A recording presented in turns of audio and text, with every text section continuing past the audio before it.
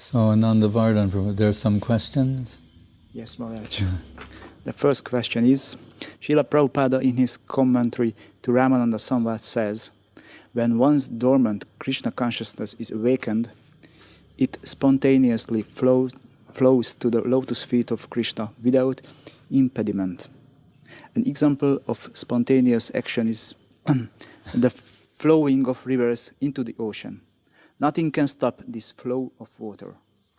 Really, is there a dormant Krishna consciousness awakened within us, or is it complete mercy that we can have that?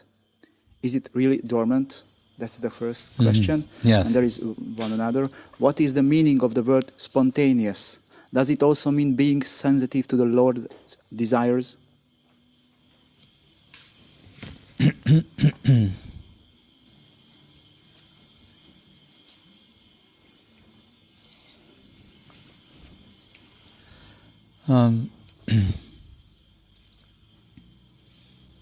There are different statements in the scriptures in this regard.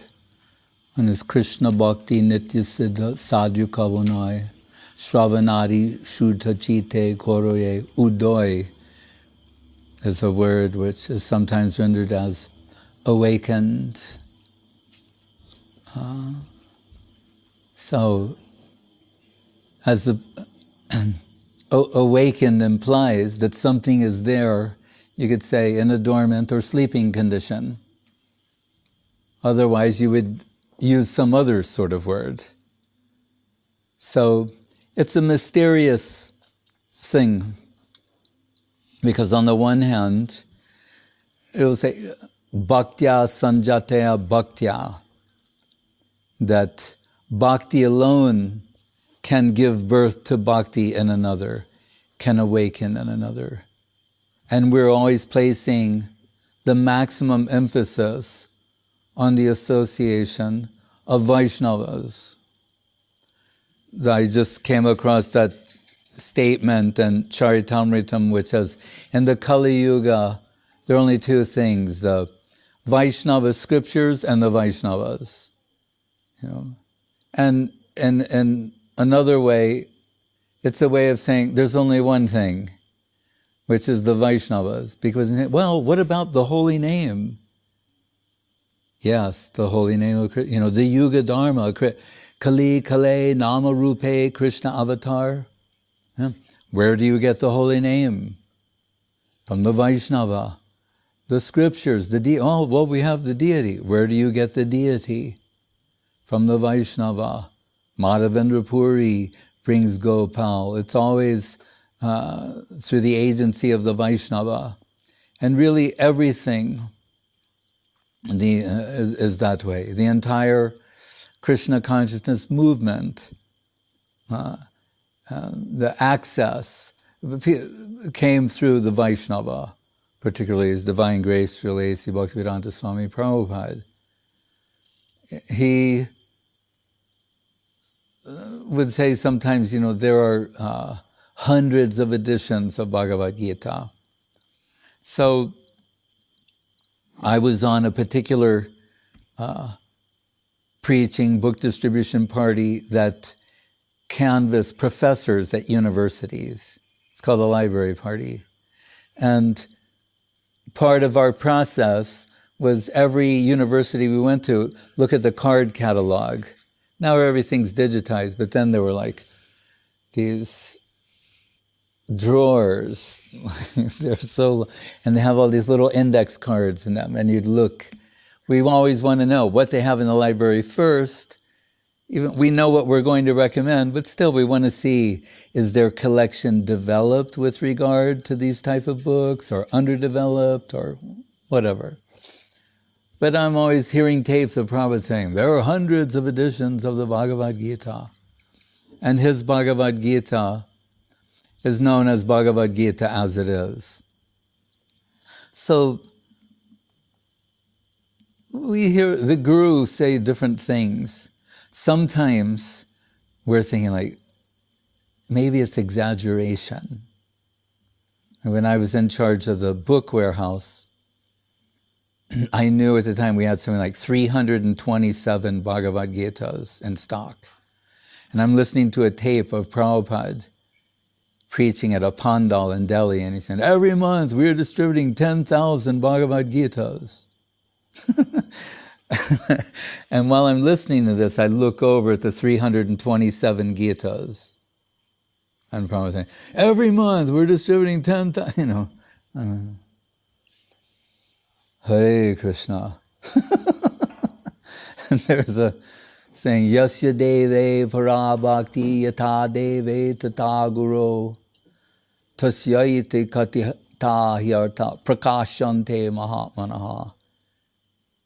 The kind of faith one has in God, and if you can have that kind of faith in Guru, then prakashante, then great things can be revealed to you.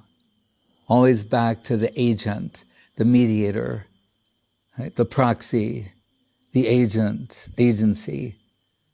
And lo and behold, within a matter of months, there were 10,000 Bhagavad Gitas being distributed every month. But anyway, this other thing occurred, about hundreds of Bhagavad Gitas. And I thought, well, I've seen a few, but hundreds? So I'm looking through this card catalog, 1, 2, 3, 4, 5. And I get up to like around 70, 80. I see there's, and I go, wow, there really are hundreds of editions of Bhagavad Gita.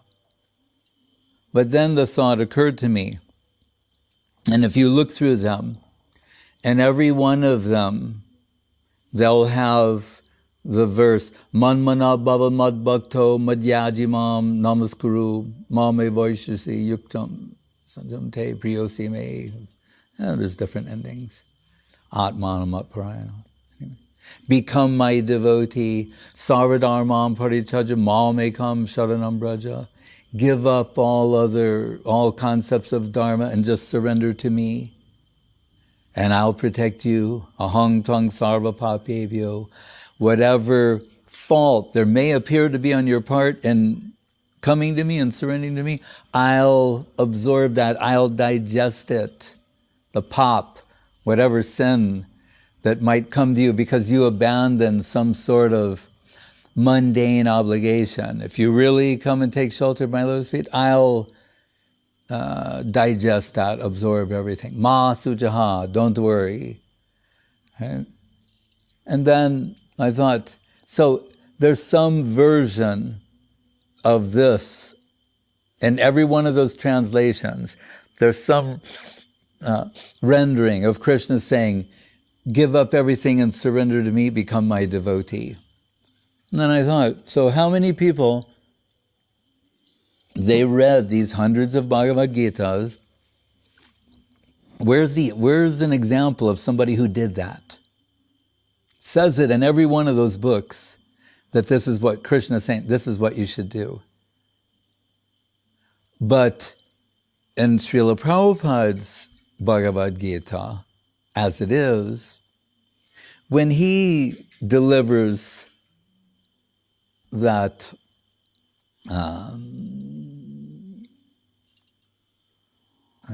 almost divine command, people are doing it, hundreds of people are doing it, thousands of people are doing it all over the world. So then we understand there's some special potency. The scripture was there, but without the connection of a genuine Vaishnava and Krishna's sanction in the background to give himself, to distribute himself, it won't be a divine transaction. It can be poetry, literature, an academic enterprise, exercise, but it won't have spiritual potency. So, Krishna Bhakti Nitya Siddha Sadhu Kabanoy Shravanari Shuddha Chite Koroye. So hearing from someone who possesses love and affection for Krishna can awaken that love and affection in another. So, and also, if we take it, Mameva angsu jiva loke jiva bhuta sanatana jive swarupai Krishna nityadas. We're eternally part and parcel of Krishna. Then it must be there. It's, in Prabhupada's words, he said, it's not an artificial imposition on the mind. Gurudev and Guru Maharaj is always reminding us, the holy name's not come to take us to a foreign place, but to our home. Okay? So we take it that Krishna consciousness is lying dormant. Right? Tatastha jivas means situated on the outskirts of the Chit Shakti, between the mundane world and the spiritual world, with adaptability. When the choice is made, egocentric life in the mundane existence, then and again in Prabhupada's words, our natural love of Krishna is pervertedly manifested as a lust for matter. Right? So where is all of this coming from? This type of movement or energy or desire. Atmendriya priti dari icha dari bolikam Krishnendriya priti icha dari premanam. The same principle. In one direction, calm. In another direction, prem. Difference between lust and love. So, still, we can say, as we were telling the other day about Rupa Goswami saying, Ado Shraddha Sadhu Sangha. First there's faith and then Sadhu Sangha. But the Bhagavatam commentators, and then the Bhakti Rasamrita Sindhu, they say sometimes something is stated, something is so apparent and deserving of emphasis and underscoring that the order is sometimes reversed. So when it says, first there's some Shraddha, and then you get the association of devotees, Sadhu Sangha, they're saying, really, you get some connection with the sadhus first, and then there's the Shravanati, the awakening of faith, and then you get more association with those sadhus. Guru Maharaj liked to quote the poet Magha, who has a work called the Shishupal Vad, the killing of Shishupal. And Vyad, I guess. Anyway, he says that as our present fortune, meaning connection with the Nirguna plane, the agent, Sadhu, Shastra, Guru, Vaishnava, as that's indicative of future auspiciousness, it also indicates some past auspiciousness, that there should be some connection there. So we find when we study the scriptures and hear the stories of so many great devotees, some past connection with nirguna agents, with the devotees, and which by their grace, we say Bhakti Lata Bij, the seed of Krishna conception is received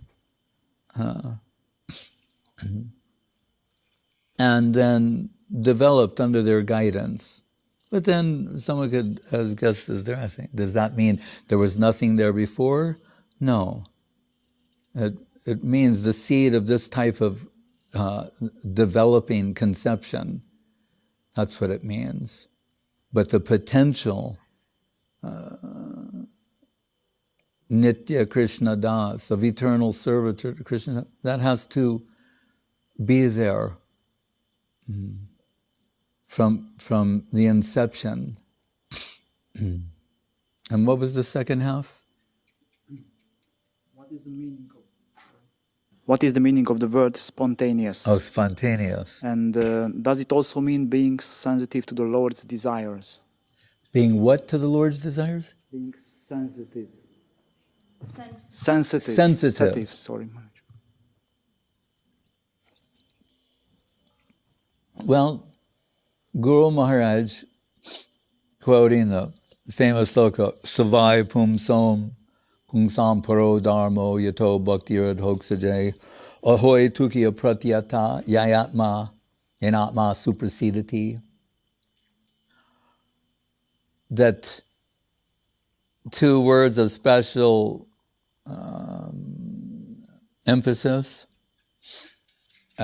significance is Ahoy Tuki Adhoksaja and Ahoy Tuki Pratyata. That it is, he liked to use the word irresistible, cannot be resisted. And that means to use the word we're using as awakening of rag, or spontaneous attraction. There, Rupa Goswami talks about this in the Bhakti Rasamrita Sindhu, that by following a certain regimen of spiritual practices, one can make spiritual progress and gradually develop internally under the heading of Vaidhi Bhakti. And he gives a structure for how that can take place. But it's interesting, when it comes to Raga Bhakti, or spontaneous attraction to Krishna, spontaneous love and affection, it's not systematic, but rather he gives examples of Raga Bhaktas and their behavior and their statements, so that by hearing about them, one will get an idea. So,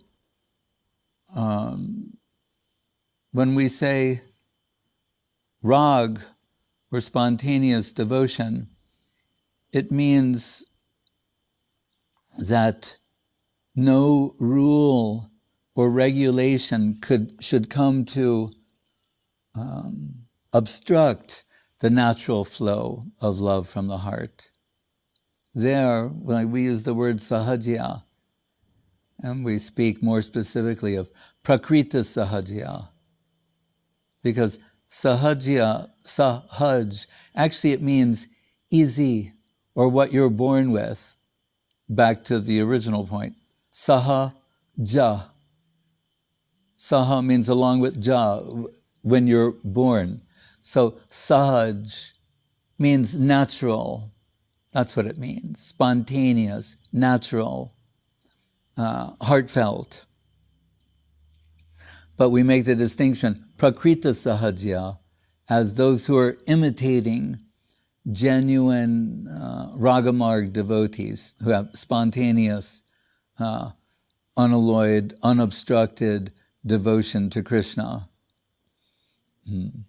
And what is that verse? Yan nama shruti matrena talks about, I believe it's this sloka under consideration, flowing naturally like rivers toward the ocean.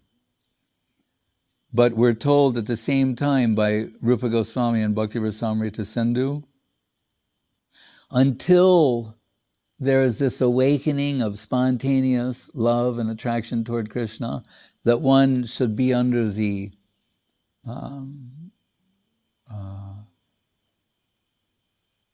guidance of the scriptures. And from Srila Guru Maharaj and our Guru Varga, we're told one should not exempt themselves from what's recommended,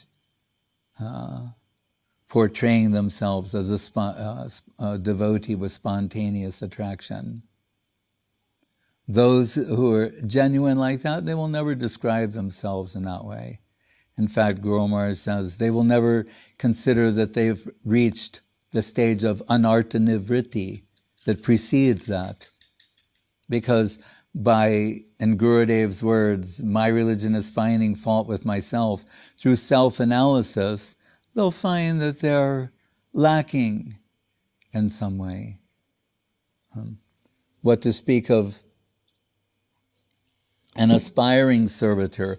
The great devotees think like that, and even the greatest devotee, Srimati Radharani, she expresses such things. Voiced by Mahaprabhu, na prema gandasti darapi mehoro, krandami sobhagya param prakashitam. I don't have a scent of the fragrance of Krishna Prem, what to speak of a drop of that divine substance.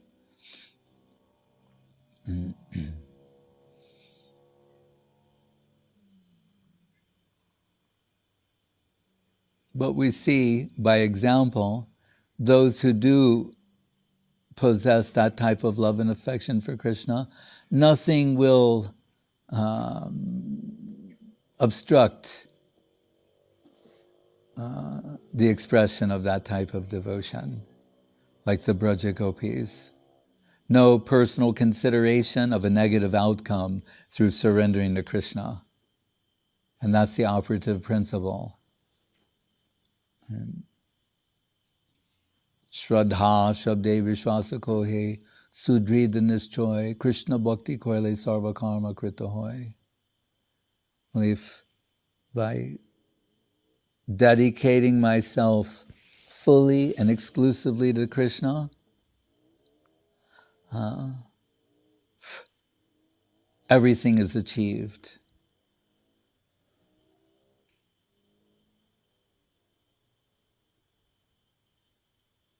Any other question? Yes, Maharaj. Once you described the relief from the National Museum of Phnom Penh, where an elephant sprinkled Ganga water on Lakshmi Devi, who appears from the milk ocean and who is auspiciousness personified. That reminded me Botticelli's painting called The Birth of Venus. This is said to symbolize the appearance of beauty in this world. How are such similarities possible up to the details, like showering with the water of flowers? Do you know any other examples of such coincidences?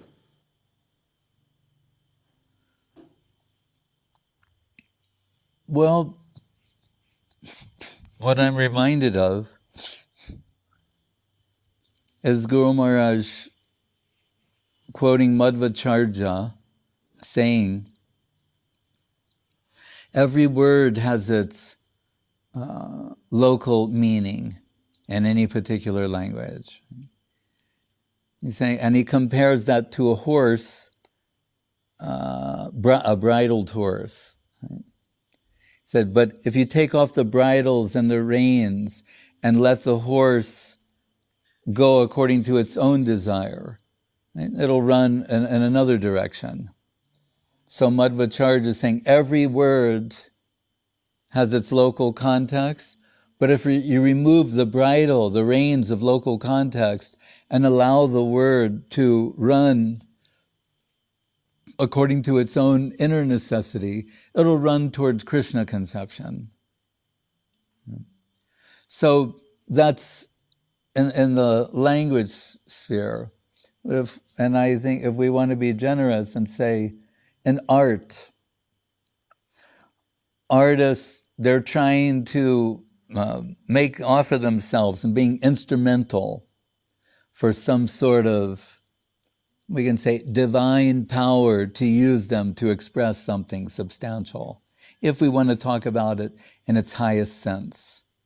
That's why the critics of such things when they see something that is overwhelmingly beautiful, high art, they will say, it approaches the divine. It's almost divine what they've done.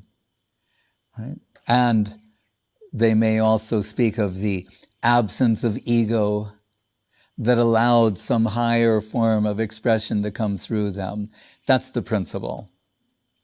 So if we want to connect that, we'll say, Nimitta Matram Bhavasavya Sachin, Bhagavad Gita, Kaviraj Goswami and Charitamrita, and elsewhere, where the devotees, and Guru Maharaj will say, reminding us, the scriptures are only appearing to be passive, but actually it's active, chinmoy, spiritually conscious substance wanting to express itself.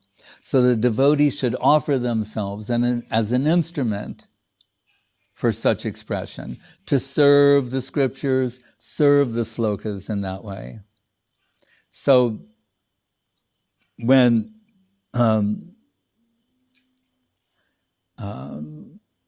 we look at the scriptures and the pastimes that are given there, very often, in the case of Krishna's Kaviraj Goswami, he will remind the readers periodically that what he's describing is so much less than what it actually is. He's decrying his own position. Right? But there are other times when he will say, I'm not writing this, Madan Mohan is making me write and express these things. So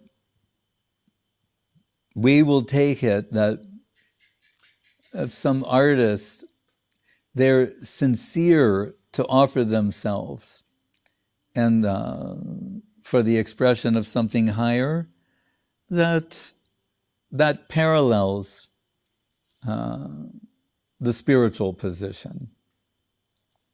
And what I saw there reminded me of how Srila Guru Maharaj could parlay some ordinary conversation into expressing the highest thing.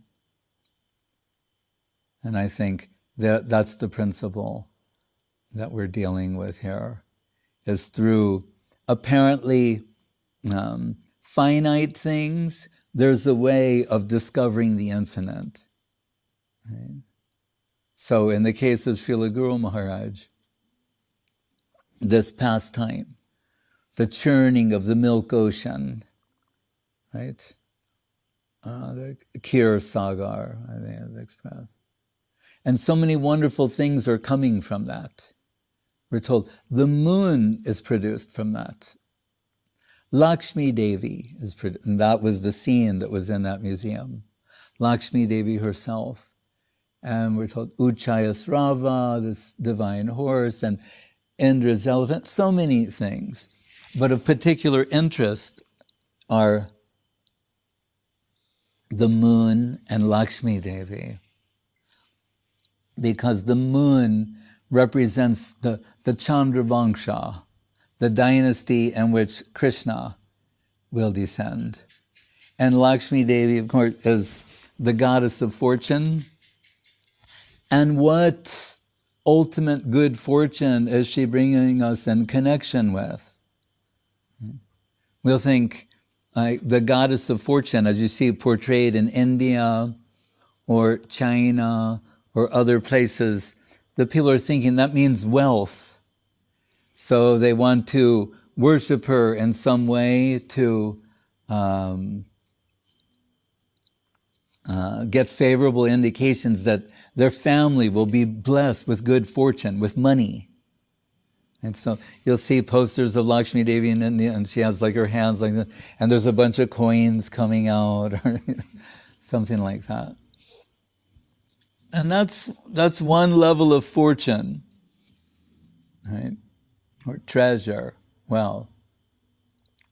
But in this instance, we're at the mud, and someone was having an ordinary conversation with Guru Maharaj, and telling they just come from South India, and some hill station near Kurmakshetra. Right? So there was the mention of Kurmadev, the Kurma avatar, the tortoise incarnation. And I had just read the 12th canto of Srimad Bhagavatam, and as it's drawing towards its conclusion, 18,000 slokas. We've had the 10th canto with the pastimes of Krishna and the Rasa Lila, and the 11th canto and the Uddhava Gita and so many things. Now the conclusion is coming. And there's a reference to this pastime of the Devas and the Asuras churning the milk ocean, searching for Amrita, right? Which is rendered often as, the nectar of immortality. So it sounds like your typical gods, goddesses pastime. They're searching they want to live forever. Because as fine as it is being a god or a goddess, you don't live forever. So they've got this heavenly existence, but they're searching for immortality. That would be enough. That sounds like a myth. East, west, north, south, some type of a myth, right? Searching for immortality. So when I asked Guru Maharaj, I said, here's the Srimad Bhagavatam. It's now we've reached the 12th canto. It's the conclusion. So we would think these final slokas, they must be very significant. It's only around 30 or so that are going to conclude the Bhagavatam. So the very last one, Nama Sankirtanam Yasya, Sarva Papa Pranashanam, Pranamo, Dukkha Samanas, Tannamami Harim Param. And there's other things about Shruti Saram, Bhagavatam being the creme de la creme of the Shrutis, of all that is to be heard and understood. So this particular pastime that appeared earlier in the 8th canto, it's fascinating, it was wonderful, but I couldn't see the big picture. Why in the conclusion of the Bhagavatam referring back to this pastime? Right? So many other I was saying, like there's the Varaha avatar and the Shringa avatar, this, but why here this particular reference? I couldn't catch why. Right? Acharjavan Purusho Veda, for you need to be in touch with an Acharya who draws out the inner meaning of the scripture. So, and that sloka, Prishte, Brahmya Amanda Mandara Giri, Kanduyanan, Grava, Kanduyanan, Nidralo, Kamatakrite, etc. Prishte Brahmya, the Brahmya Mandara Giri, like that.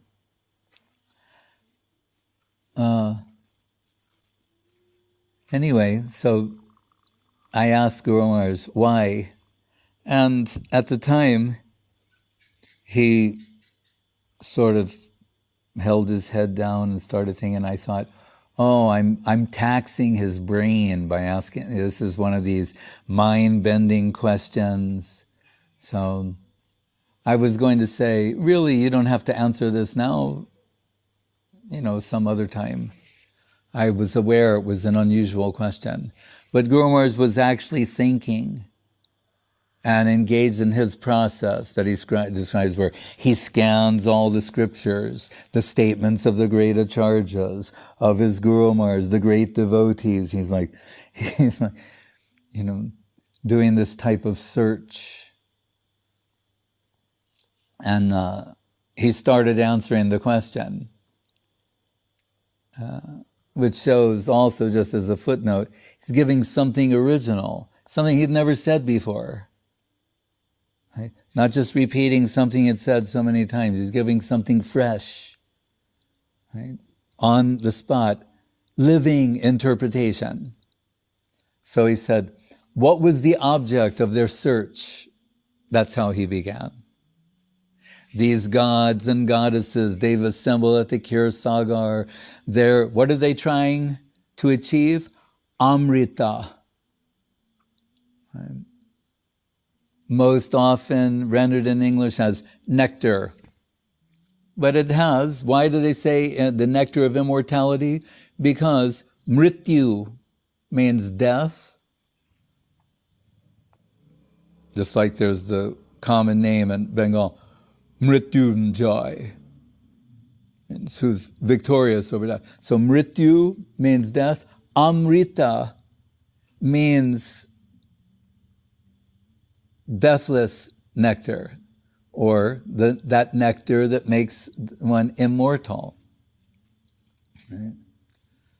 But in Ramananda Sambad, Ramananda answers Mahaprabhu by saying that what happens to those souls who are like eternal but don't enter in the spiritual world? He said, well, they take their birth as like trees, mountains, these type of things that live for thousands of years in some sort of constant, monotonous existence. So not that type of immortality. So Srila Guru Maharaj said, what were they searching for? They're searching for nectar. Right? And we hear, as they're churning the ocean, some poison is coming, an ocean of poison, in fact, right? That Mahadev Shiva is invited to consume. He drinks an ocean of poison, the ocean of poison enters his palm. He drinks that, and the result is he becomes Nilkanta. Siddhanti Maharaj once said to Srila Gurudev, Srila Govinda Maharaj, about Shiva doing it. He said that when in connection to Mohini Murti, Siddhanti Maharaj said, well, he just drank all that poison. So maybe he was like besides himself a little bit. Which I'd never heard that. That was something unique. But we're told he's unaffected by this. The only effect is that his neck turns blue. That's the meaning of Nilkanta. Right? Still, they're trying to get at this essential nectarine substance. So that the moon has come. This is foreshadowing that, Chandra Vangsha and Lakshmi Devi is there indicating auspiciousness. Lakshmi Sahasrasata Sambrahma Sevyamanam. So Guru Maharaj said the reason that it appears at the end of the Bhagavatam is that it is to show and underscore that Madhura Rasa is the ultimate nectarine substance, and that's the subject matter of Srimad Bhagavatam. Sometimes hearing other sections of the Bhagavatam or certain pastimes, people get another idea. They think the Bhagavatam is promoting some particular type of spatial, astronomical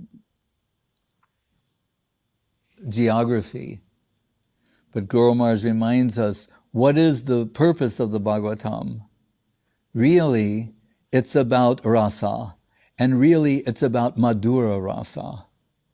Yadamiyam Mahima Sri Bhagavatam Katayam Pratipatam Anubhutam Apya Labdabideya Tadakila Rasamurti Shamalila Avalambam Madhura Rasadi Sri Radha Pada Padmam Prapadye. And although her name is not mentioned in the Bhagavatam, really, every step of the way is to take us in the direction of the Madhura Rasa. Shamalila Avalambam means the Madhura Rasa pastimes of Krishna, which are solely and wholly dependent upon Srimati Radharani. So it means Radha Dasyam. So even this pastime Guru Maharaj, triggered by some man just saying he'd taken a train ride from this part of the country, then these words, these dialogue that's moving in another direction, we encounter this pastime presented in the pages of the Bhagavatam, that's connected to Madhura Rasa and Radha Dasyam.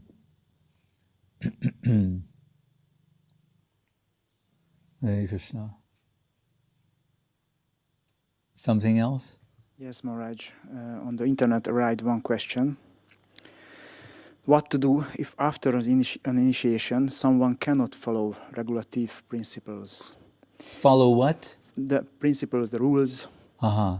And if you try and want to do very much, want to follow very much, but at the end understand that you cannot. So, well, what to do? No, we say it's by the grace of Guru and Vaishnava, by association, that these things are possible. I remember some people, they were visiting Guru Maharaj, and this one person, he said he was interested in Krishna consciousness. He said, but he had this bad habit of, smoking ganja or something, and for 10 years, this many years that, and it was very difficult to give up. And Guru Maharaj said, that is nothing. He said, it's nothing to stop that. So it's a question of willpower and desire.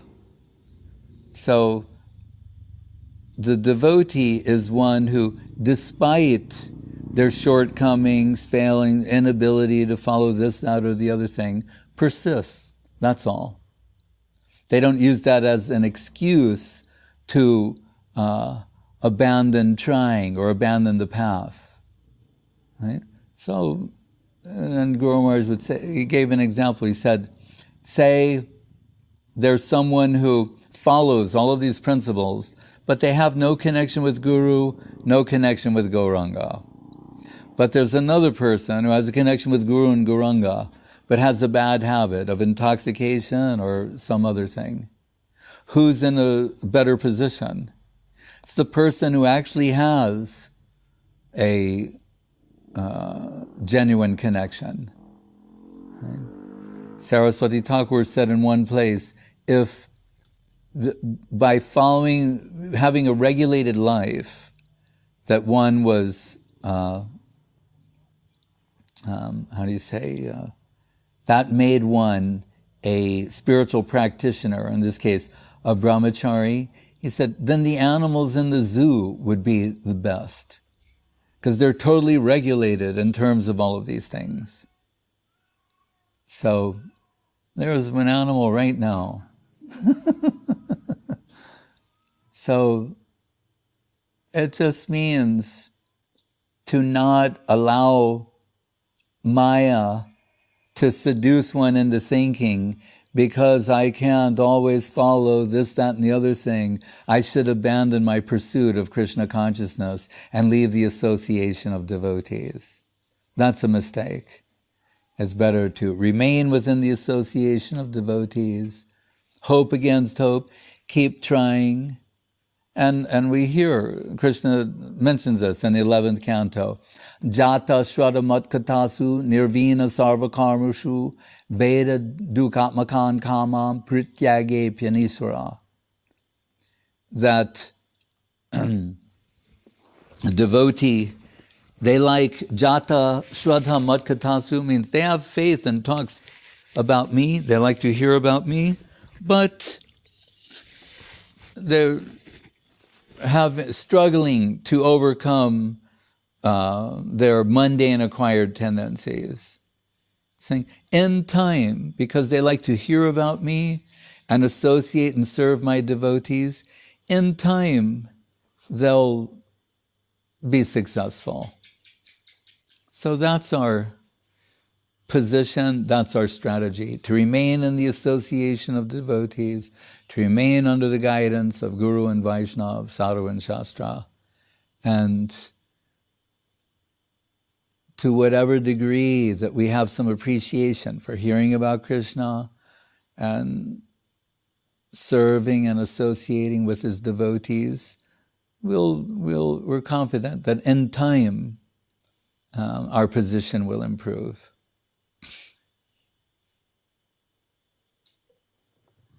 Next question is a longer one.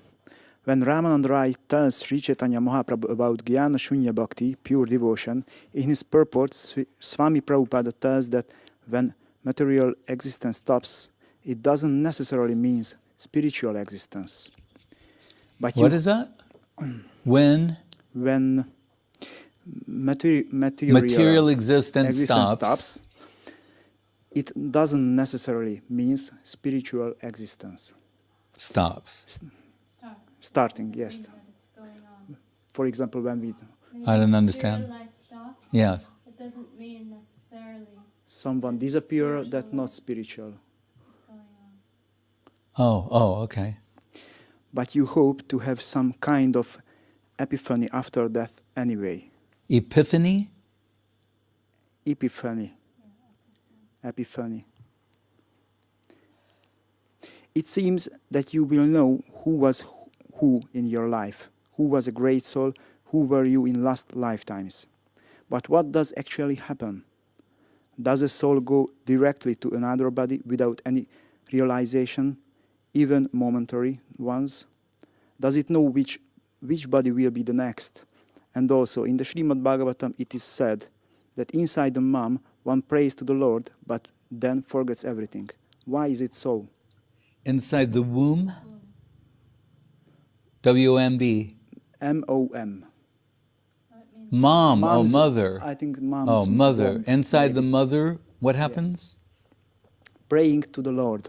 Uh-huh. But We then have forgets any mothers everything. here who can verify that?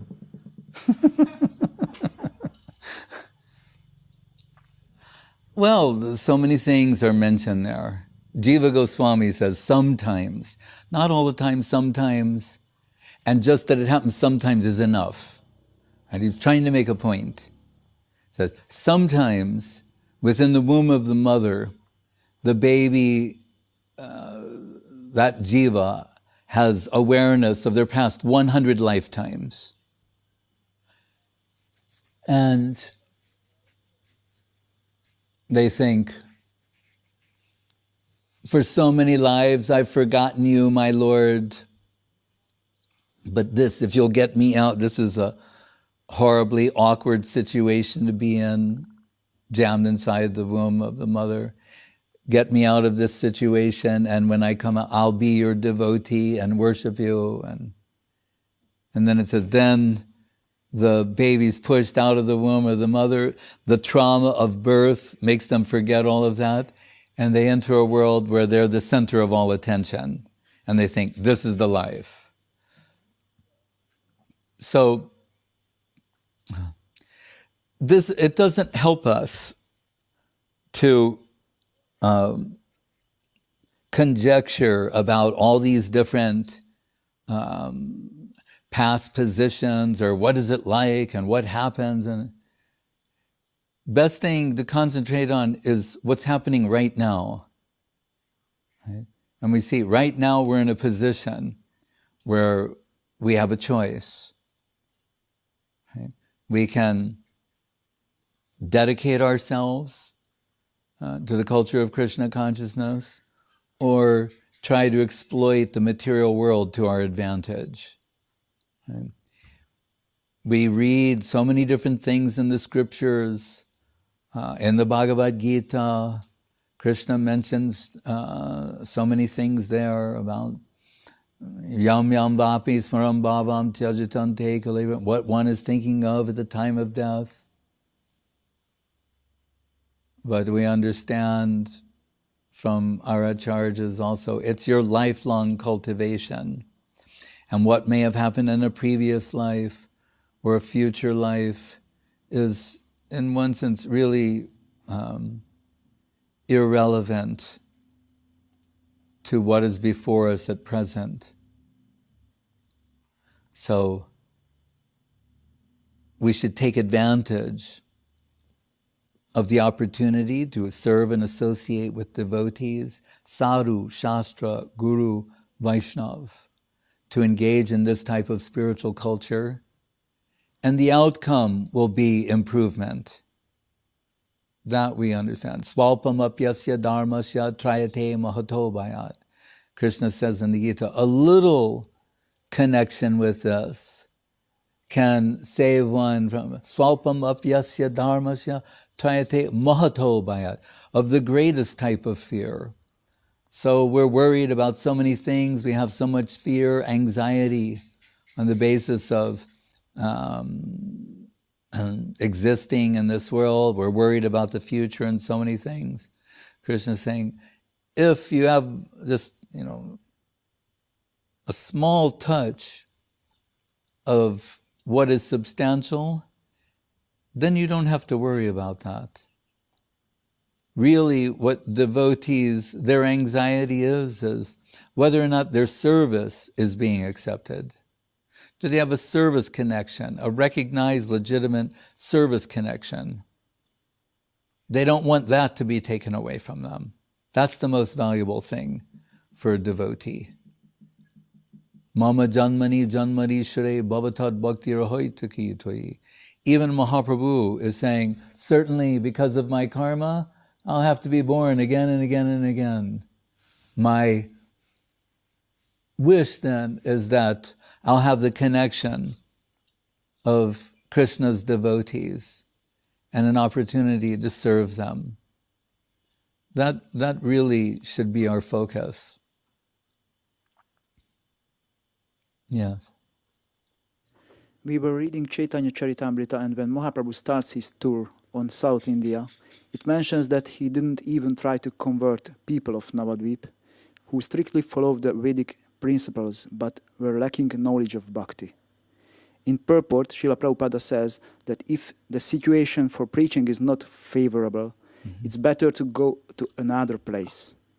But if Krishna is in everyone's heart, how can there be people who has no faith and to whom we should not preach?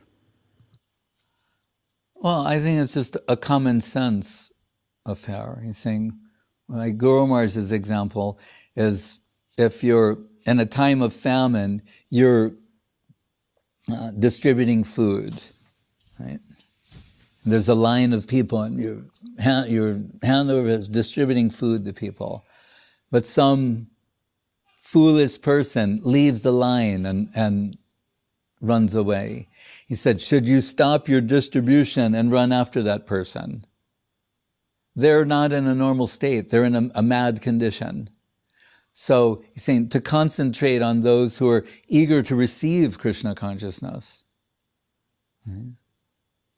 So, yes, potentially everyone can be there, have that opportunity, but there may be something obstructing their appreciation.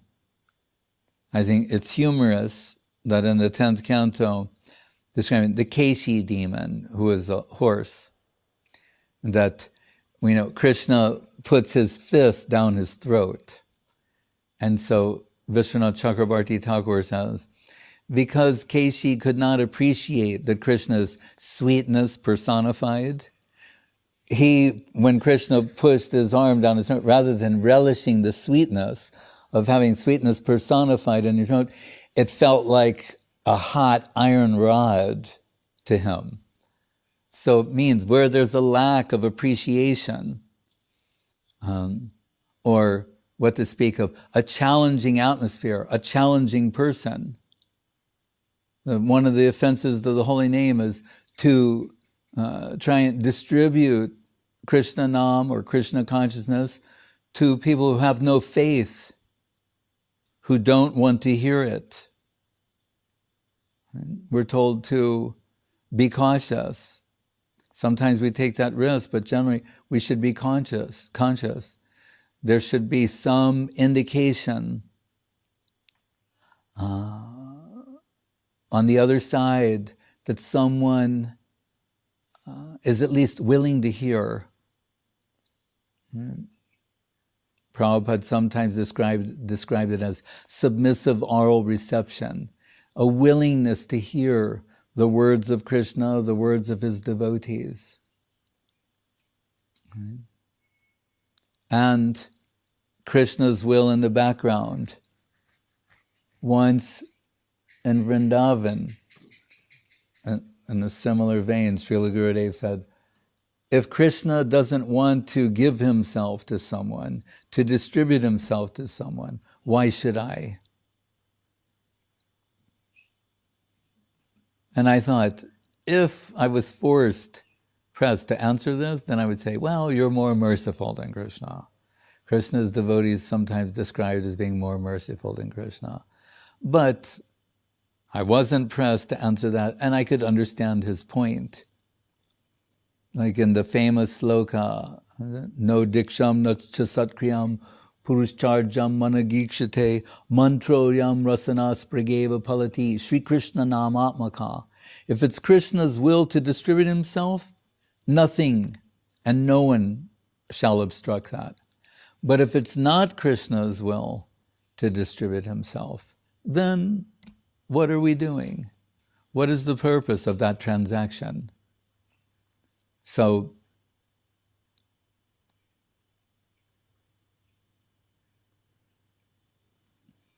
there's always the choice, the exercise of free will. Bhayam ditya binibeshitat ishadape tasya viparyayo smriti.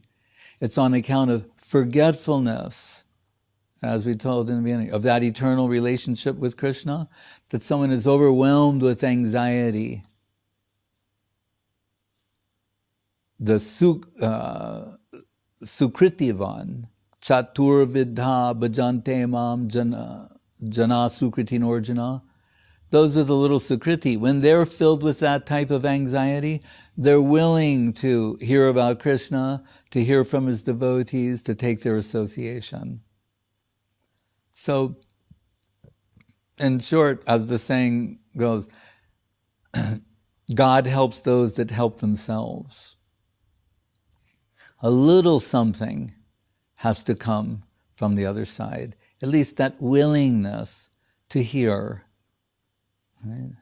And not to challenge, but to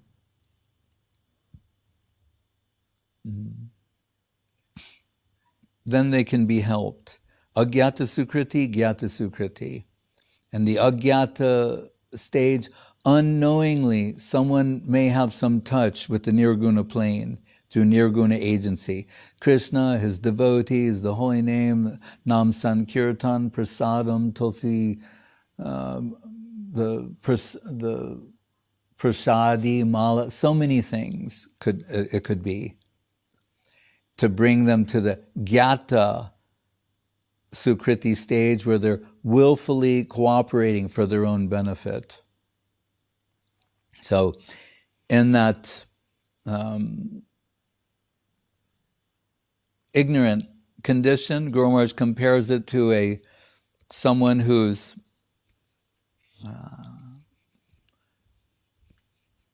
unconscious, like they were in an accident, they become unconscious.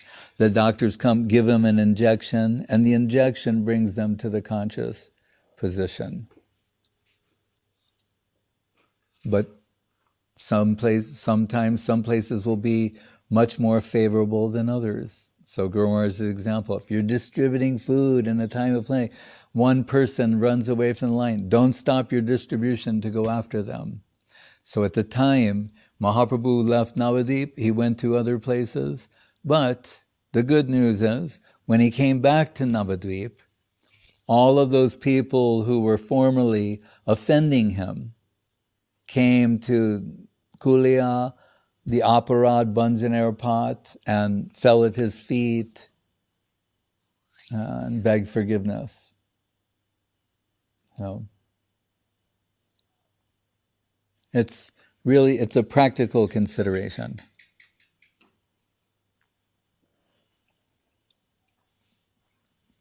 Hare Krishna. Hari Haraya Nama Krishna Yadavaya Namo